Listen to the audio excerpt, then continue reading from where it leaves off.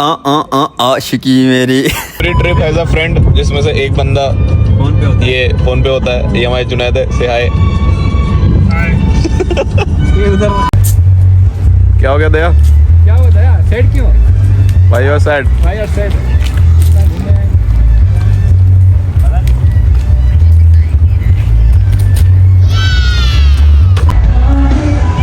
आ जाओ, इधर सारा दिन इधर थोड़ी रुकना है। 1 2 3 4 5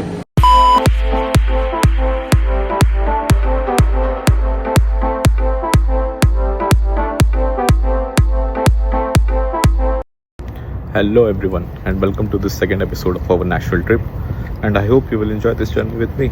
So let's begin. तो होटल में चेक इन करने के बाद तुरंत ही हम सभी निकल गए इस नए शहर को एक्सप्लोर करने के लिए। तो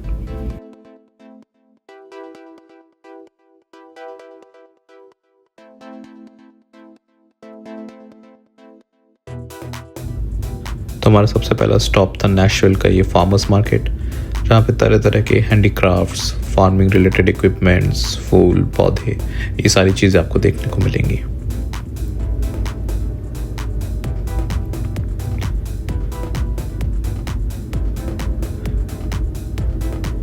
जैसे कि यहाँ हमें दिख रहे हैं इस खूबसूरत से फूल, the gardening equipments that you need for them, ये सारी चीज़ें आप यहाँ से ले सकते हैं बहुत ही आराम से। मतलब लुईविल से मत आ जाना लेने, नैशविल के हो तो ले सकते हो, दैट्स व्हाट आई मेंट। कुछ ऐसे शॉट्स भी देने पड़ते हैं कंटेंट के लिए। अगर आपको अपने घर के लिए बड़े गमले चाहिए तो आप यहाँ से ज़रूर लीजिए, एंड आई होप ये गमले ही हैं, कुछ और नहीं।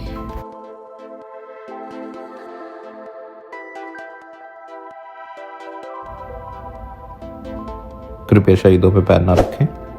इसके बाद हम लोग जस्ट फार्मर मार्केट से अटैच्ड एक पार्क में पहुंचे।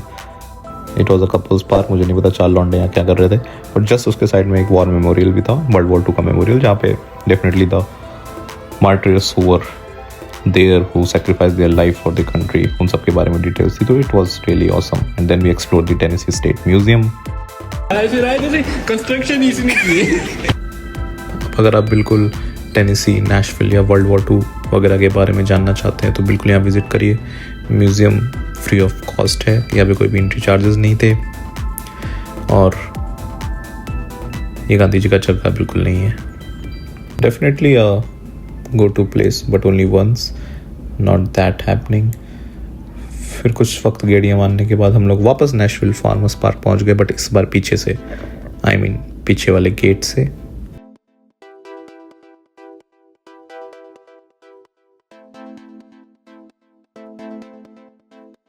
थोड़ा सा कैफ़े और पहाड़ी वाइब्स डेफिनेटली यहाँ पे देखने को मिल रही थी। And if you want some man made या होम मेड चीज़ें तो डेफिनेटली आप यहाँ से ले सकते हैं। और हाँ, आई लव नैशविल और यू लव नैशविल के साथ अगर फ़ोटो खिंचानी है तो this is also the right spot for that.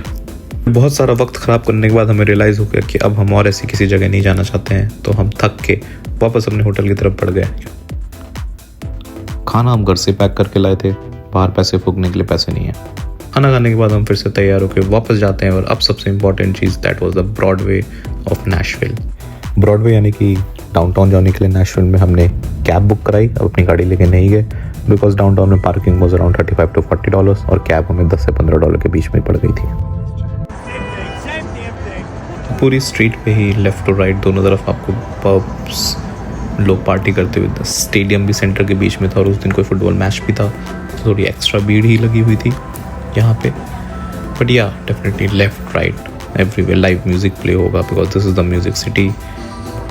कोई भी पब में आप जा सकते हो, you can enjoy and have a good time. और यहाँ पे हम एक्टिंग करते हुए जैसे हमें तो पता ही नहीं कि कैमरे में रिकॉर्डिंग हो रही है।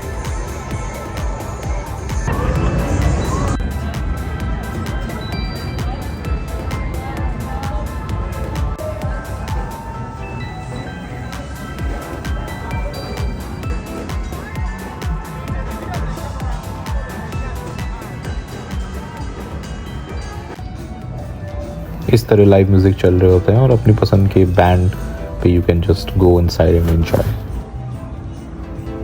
फिर हमें दिखी नेशविल की फेमस बूट शॉप, जहाँ पे बाई 2 गेट 1 फ्री था, एंड आई थिंक $199 से $350-400 तक 2 पेयर्स के शूज़ जा रहे थे. So in $200 you can buy 3, that's the minimum cost. Definitely बहुत सारी वेराइटीज़ थी for this cowboy shoes, and it's pretty famous here in Nashville and the whole States also. तो गेड़ी मार के बिना कोई जूते लिए अब हम वापस जा रहे हैं बाहर, and now it's the time to explore some of the pubs in Nashville.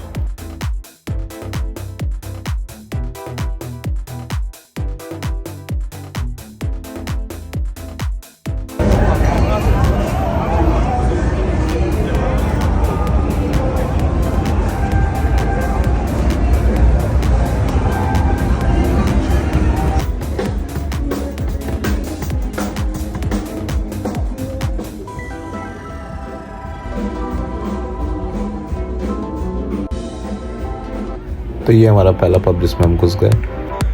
याद रखने वाली बात यह है कि यूएस में किसी भी पब में घुसने के लिए you need a valid ID card जिसमें आपकी एज लिखी हो, and if you are a international student और अ फॉरेन इमिग्रेंट, पासपोर्ट और driving licence is that ID card for you.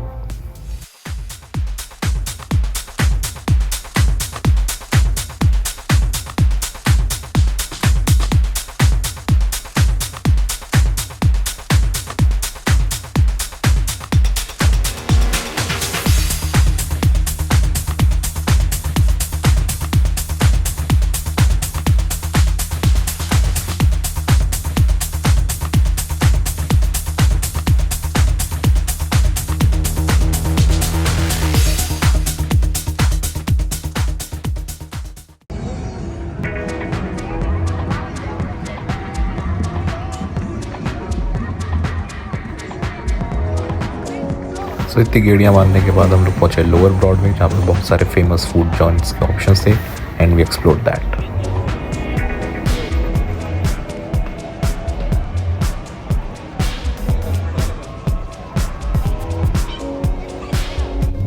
फिर थक हार के हमने अपनी कैब बुक कराई वापस होटल जाने के लिए, and we just ended the day on a happy note.